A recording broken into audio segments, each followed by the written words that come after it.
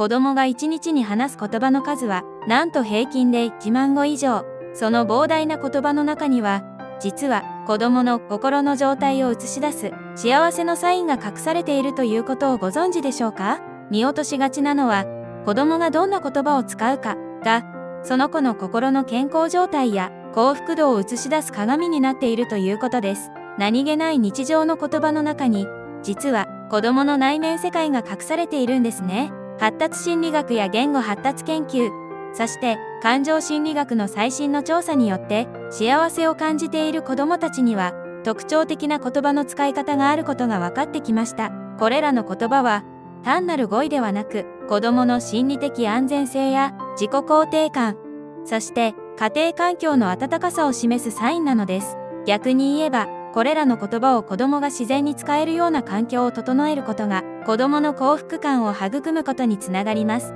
今日は、幸せな子供ほどよく使う9つの言葉と、それぞれが示す心のサインについてお話しします。お子さんの何気ない言葉に込められた意味を知ることで、子育ての新しい視点が得られるはずです。一緒に見ていきましょう。なんで？どうして？なんで空は青いの？どうしてお花は咲くの？と、一日中質問攻めにされて疲れてしまうこと、ありますよね。答えても次々と、なんで？が続いて、正直うんざりしてしまうこともあるかもしれません。ハーバード大学の発達心理学研究では、好奇心を積極的に表現する子供ほど、心理的に安定し、幸福度が高い傾向が見られることが示されています。なぜならなんで？と聞ける子供は、自分の疑問を受け止めてもらえると信じているからです。また質問？と思ってしまう気持ち、よくわかります。でも、このなんで？実は、お子さんがあなたを安全基地だと感じている証なんです。すべてに完璧に答える必要はありません。面白い質問だね。お母さんもわからないから、一緒に調べてみようか。と共感するだけでも十分です。子供の探求心を大切にする姿勢が伝わります。この好奇心は、将来的に学習意欲の高さや問題解決能力、そして新しいことに挑戦する勇気につながっていきます。お子さんのなんで？明日の可能性を育てる言葉なのです。楽しかった。公園から帰るとき、保育園での出来事を話すとき、楽しかった。と目を輝かせている瞬間がありますよね。些細な日常の中に、喜びを見つけられるお子さんの姿に、ほっとすることもあるのではないでしょうか。東京大学の感情心理学の研究によると、ポジティブな感情を言語化できる子供は、ストレス耐性が高く、感情調整能力が発達していることが分かっています。自分の喜びを言葉で表現できることは、高度な感情認識能力の表れなのです。忙しい毎日の中で、お子さんの楽しかったを聞き流してしまうこともあるかもしれませんね。でも、この言葉は、子供の心が健康に育っているサインです。何が一番楽しかった？と具体的に聞いてあげると、子供は自分の感情をより深く理解できるようになります。2、3分でも耳を傾けるだけで、子供の感情表現力はさらに豊かになっていきます。ポジティブな感情を認識し表現する力は、将来のレジリエンス、回復力や人間関係の質、そして人生全体の幸福感を左右する重要な能力です。今の楽しかったが、将来の心の強さを育てています。ありがとう。おもちゃを取ってあげたとき、ご飯を作ったとき、小さな声で、ありがとう。と言ってくれる瞬間、まだ完璧には言えないかもしれませんが、その一言が聞こえるだけで、親としても嬉しくなりますよね。スタンフォード大学の社会心理学研究では、感謝の気持ちを表現する習慣がある子供は、自己肯定感が高く、対人関係も良好である傾向が示されています。感謝を言葉にできることは、周囲との良好な関係性の証なのです。ありがとうと毎回促さないといけないと、教育がうまくいっていないのではと、心配になることもあるかもしれません。でも焦る必要はありません。親自身が日常的にありがとうを使う姿を見せることが、最も効果的な教育になります。子供に対しても、お手伝いしてくれてありがとう。と伝えることで、感謝の循環が生まれます。感謝を言葉で表現できる力は、将来的に人との信頼関係を築く基礎となり、協調性や思いやりの心を育みます。今の小さなありがとうが、豊かな人間関係の土台を作っているのです。できた、やった、積み木を高く積めたとき、靴を自分で履けたとき、できた。と誇らしげに報告してくる姿、小さな達成でも、子供にとっては大きな一歩ですよね。そんな時、忙しくてつい、すごいね。と流してしまうこともあるかもしれません。大阪大学の発達研究によると、自己効力感を言葉で表現できる子供は、新しい挑戦への意欲が高く、失敗を恐れない傾向があることが示されています。できたと実感することは、次の挑戦への原動力なのです。毎回大げさに褒めなくちゃいけないのかと、プレッシャーを感じることもあるかもしれません。でも、大切なのは、反応の大きさではなく、子供の達成感を認めることです。本当だね。できたね。と目を見て、笑顔で答えるだけで十分です。具体的に、昨日より高く積めたね。と観察していることを伝えると、子供の自信はさらに育ちます。この達成感を言語化する力は、将来的に自己肯定感や粘り強さ、そして目標に向かって努力する力の源になります。今のできたが、未来のチャレンジ精神を育てているのです。一緒にやろう。お絵かきをしているとき、ブロックで遊んでいるとき、ママも一緒にやろう。パパもおいでよ。と誘ってくれる瞬間、忙しい時は困ってしまうこともありますが、一緒に何かをしたいという気持ちは微笑ましいですよね。ケンブリッジ大学の社会性発達研究では、他者との共同を求める言葉を使う子供は、社会的スキルが高く、孤独感が低いことが分かっています。一緒にという言葉は、健全な愛着関係の表れなのです。いつも一緒に遊んであげないといけないのかと、罪悪感を感じることもあるかもしれません。でも、完璧に答える必要はないのです。今は忙しいけど、あと10分したら一緒にやろうね。と時間を明確にするだけでも、子供は安心します。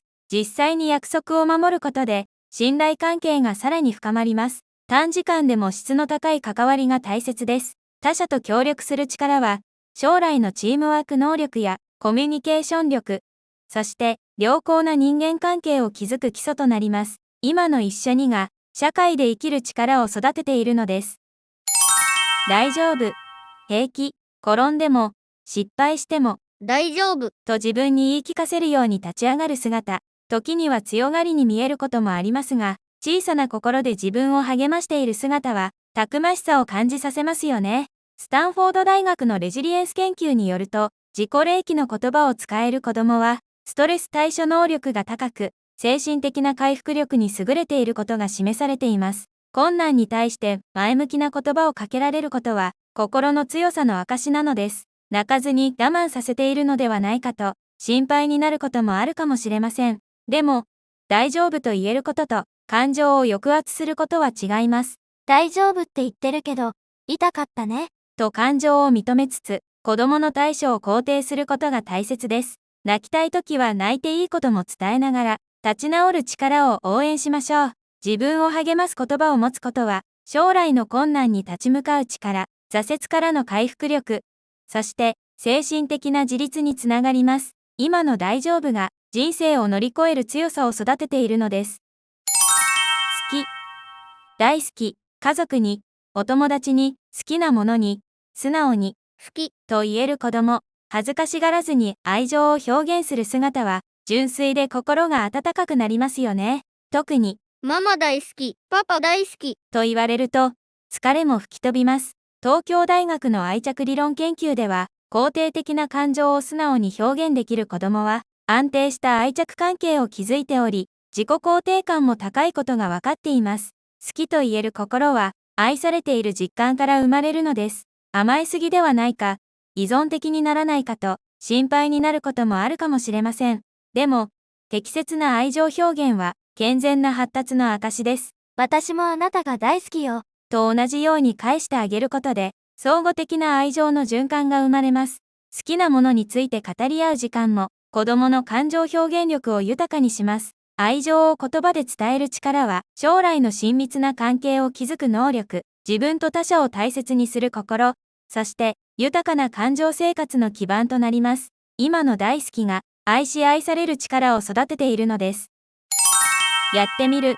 挑戦してみる。初めてのことに出会ったとき、やってみる。と前向きに言える瞬間、失敗するかもしれないことにも、怖がらずに挑戦する姿勢は、見ていて頼もしく感じますよね。ハーバード大学の動機づけ研究によると、新しいことへの挑戦を前向きな言葉で表現する子供は、成長マインドセットを持ち、学習意欲が高いことが示されています。やってみるという言葉には、失敗を恐れない、心理的安全性が現れているのです。失敗したらどうしようと、つい心配して、まだ早いんじゃない？と言ってしまうこともあるかもしれません。でも、適度なチャレンジは成長に不可欠です。やってみよう。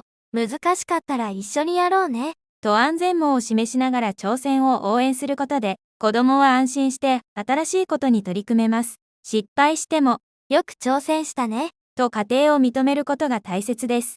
挑戦する姿勢は、将来の学習意欲、問題解決能力、そして新しい環境への適応力の基礎となります。今のやってみるが、可能性を広げる勇気を育てているのです。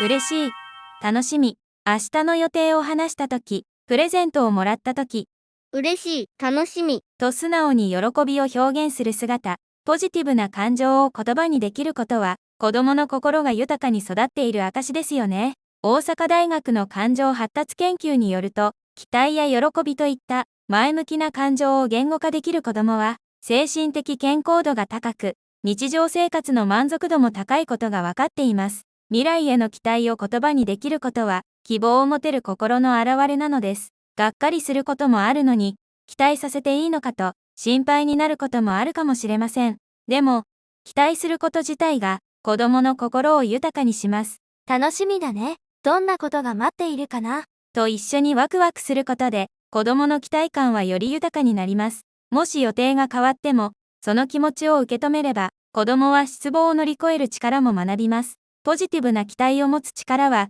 将来の楽観性、目標に向かう意欲、そして人生を楽しむ心の基盤となります。今の楽しみが、希望に満ちた未来を生きる力を育てているのです。最後に、今日ご紹介した9つの言葉は、すべて子供の心が健やかに育っているサインです。なんで？から楽しみまで、これらの言葉が自然に出てくる環境こそが、幸せな子供時代を作るのです。もちろん、毎日すべて完璧にできなくても大丈夫です。忙しい日々の中で、できる範囲で子供の言葉に耳を傾け、温かく答えていく、そんな積み重ねが、お子さんの心を育てています。いつも一生懸命なあなたの子育て、本当に素晴らしいです。このチャンネルでは、科学的な根拠に基づいた子育てのヒントを、わかりやすくお届けしています。お子さんとの日々がもっと楽しくなる情報を、これからも発信していきますので、ぜひチャンネル登録をお願いします。あなたのお子さんがよく使う言葉、コメント欄で教えてくださいね。それでは、また次回お会いしましょう。